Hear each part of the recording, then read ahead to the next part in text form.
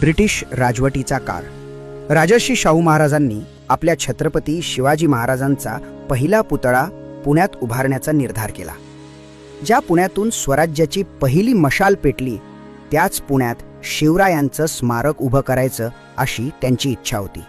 पण दुर्दैवानं पुण्यातीलच काही लोकांनी या पुतळ्याला विरोध केला. त्यांनी शाहू महाराजांविरोधात आंदोलनही केलं. मात्र शाहू महाराज हट्टाला पेटले होते. सगळं नियोजन करून त्यांनी इंग्लंडच्या प्रिन्सकडूनच भूमिपूजन करून घेतलं. ज्या ब्रिटिशांनी आपल्या छत्रपती शिवाजी महाराजांचा लुटारू म्हणून अपमान केला तीच ब्रिटिश सत्ता शिवरायांचा पुतळा उभा राहताना साक्षात नतमस्तक होताना दिसली. त्यानंतर काही दिवसांनीच राजर्षी शाहू महाराजांचं दुर्दैवी निधन झालं. पण छत्रपती राजाराम महाराज तिसरे यांनी त्यांचं स्वप्न पूर्ण करायचं ठरवलं आणि अखेर 1928 मध्ये ब्रिटिश अधिकाऱ्यांच्या उपस्थितीत आपल्या पुण्यात जगातला पहिला शिवरायांचा पुतळा अभिमानानं उभा राहिला. त्या दिवशी पुण्यात हत्ती, घोडे, उंटांच्या मिरवणुकीचा दिमाग होता. शिवरायांचा जय जयकार करीत हजारो लोक रस्त्यावर उतरले होते आणि छत्रपतींचा पुतळा आपल्या डोळ्यांसमोर उभा राहताना पाहून प्रत्येक मराठी मन गर्वानं भरून आलं.